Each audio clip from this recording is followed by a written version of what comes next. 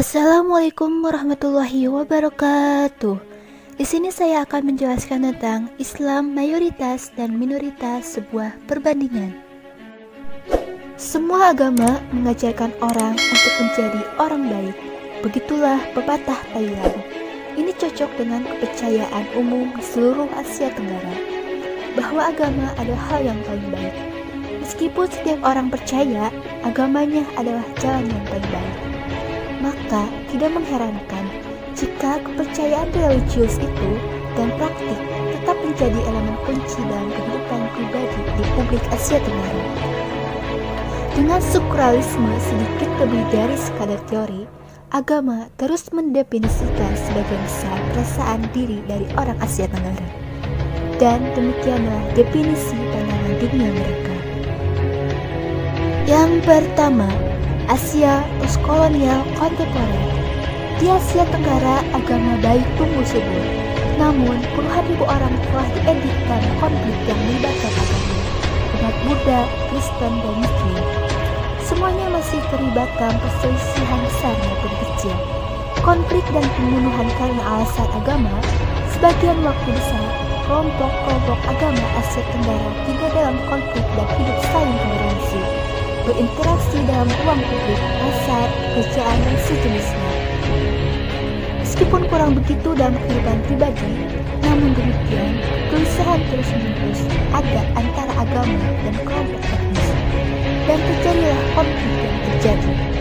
Yang kedua, Asia Tenggara secara geografis dan agama terpecah antara wilayah daratan utama dan sebagian besar wilayahnya beragama Buddha, dan maritim sebagian besarnya agama Muslim. Islam Sunni mewakili agama mayoritas memperkirakan lebih dari 40% populasi Asia Tenggara. Buddhisme, terutama Theravada, berada di urutan kedua, diikuti oleh Kristen sebagian besar pengikutnya yang tinggal di Filipina. Jadi, sementara Asia Tenggara secara keseluruhan majemuk secara agama, masing-masing negara berada di dekat monolit yang reliable kecuali Singapura dan sebagian kecil Malaysia.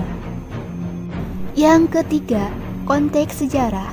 Sebelum penaklukan kolonial Eropa, perang antara orang-orang dari agama yang sama di Asia Tenggara adalah hal yang biasa. Para raja dan negara Theravada daratan sering berperang satu sama lain, seperti halnya maritim, kesultanan, dan negara-negara Muslim Minang. Theravada yang memayungi atau Islam budaya tidak menciptakan identitas sosial kultural bersama-sama yang memadamkan sengketa politik, ekonomi, atau etnis.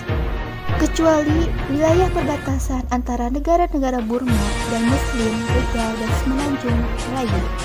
Perang antara Buddha dan Muslim jarang terjadi, dan ketika itu terjadi memang terjadi. Mereka jarang secara khusus tentang agama. Yang keempat, Asia Tenggara geografis dan agama terbagi antara area tanah yaitu Buddha dan wilayah lautan kebanyakan Muslim.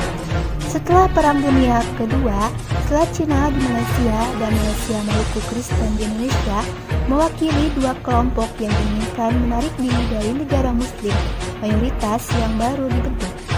Selat C terletak di 4 pemukiman selat Inggris di koloni Malaysia, di mana mereka membentuk mayoritas Penang, Tembok, Malaka, dan Singapura. Yang kelima, kasus konflik agama kontemporer. Semua konflik yang disajikan di atas berkobar lagi, beberapa di tahun 1970-an dan lainnya pada tahun 1990-an dan 2000. Perasaan primordial agama dan identitas etnis dan keinginan atas otonomi atas kemerdekaan belum pernah pergi. Gerakan Aceh Merdeka dibentuk di Jakarta pertengahan 1970-an dan bahkan mendeklarasikan kemerdekaan Aceh, fakta bahwa gerakan itu memiliki anggota dan senjata yang sangat sedikit. Yang keenam, masalah di Myanmar tidak pernah berhenti. Pemberontakan melawan pemerintah bercampur dengan konflik etno-religius, pemberontakan komunis dan pelarian narkoba, panglima perang, semua terus berlangsung sejak delokolonisasi dimulai. Selama bertahun-tahun, Myanmar, pemerintahan militer mencari gencatan senjata, beberapa jenis perjanjian gencatan senjata dengan pemerintahan Myanmar, atau memilih dengan kelompok pemberontakan. Secara umum, kelompok-kelompok pemberontakan Buddha jatuh dalam barisan pertama, yang menunjukkan bahwa menjadi pengikut agama memang membantu dan menyelesaikan konflik. Saat ini, sebagian besar kelompok pemberontakan memilih berhenti berkelahi. Pengecualian penting adalah karena Kristen yang terus bertahan. Setelah 60 tahun lebih, tampaknya pemberontakan dan perlawanan terhadap pemerintahan Buddha telah menjadi gaya hidup di Myanmar, satu area ketegangan di Myanmar yang membentang selama beberapa dekade, tapi sekarang pemerintahan perhatian dunia adalah negara Rakhine dan hubungan antara Muslim dan Buddha.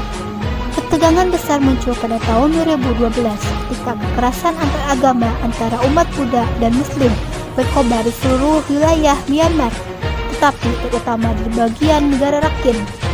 Sementara korban tewas di Rakhine tetap rendah, sekitar 100, diperkirakan 140.000 Rohingya Muslim dibegali Buddha, pengungsian dan tempat di kamp-kamp pengungsian. Kekerasan mereda, tetapi ketegangan tetap tinggi dan kekerasan anti-Muslim pecah di wilayah lain di Myanmar. November 2016, melihat kekerasan meletus lagi dengan pembunuhan polisi perbatasan Myanmar. Yang ketujuh, kolonial membuka perbatasan dalam kolonial mereka dan mendorong migrasi bermanfaat bagi pemerintahan lokal dan bukan komunitas lokal. Agama muncul karena nilainya sebagai alat dalam memajukan posisi politik. Baik institusi politik dan agama dapat menggunakan agama dengan cara instrumentalis. Dan tiga kategori ini sering terlihat dalam bermain pada saat yang bersama. Tiga kasus di atas minoritas Muslim mencari pemisah dari negara-negara mayoritas Buddha dan Kristen, menggambarkan dengan cara baik kategori analitik ini. Implikasinya adalah bahwa para pemimpin agama tidak menjadi pemimpin terbaik di Indonesia, menyebabkan politik di luar komunitas agama setempat. Faktor-faktor peradaban agama menjadi faktor utama sekarang, mendefinisikan dan menciptakan konflik yang mendalam antar negara. Apakah semua agama mengajarkan orang untuk menjadi baik? Dan apakah agama itu baik dalam diri kita? Terlepas dari semua yang telah disajikan di sini, sebagian besar orang Asia Tenggara terus meyakini hal ini. Mungkin inilah sebab dialog antar agama telah diperoleh begitu banyak alasan di Asia Tenggara sebagai solusi untuk masalah di atas. Sebagai proses teologis, dialog antar agama menarik bagi umat beragama sentimen orang Asia Tenggara dengan cara sekuler politik dan dialog antar agama mengklaim tidak bersalahnya agama dan kesalahan etnik, politik, dan ekonomi. Namun, desakan ini pada lintas agama dialog tampaknya merupakan pengakuan terselubung atas tanggung jawab parsial agama dalam kasus konflik.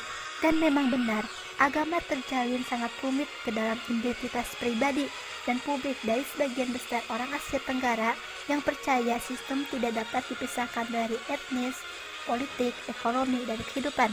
Karena itu, agama di Asia Tenggara tidak dapat dipisahkan dari konflik. Terima kasih telah menonton video kami. Jangan lupa like and subscribe dan jangan lupa share ke teman-teman kalian. Wassalamualaikum warahmatullahi wabarakatuh.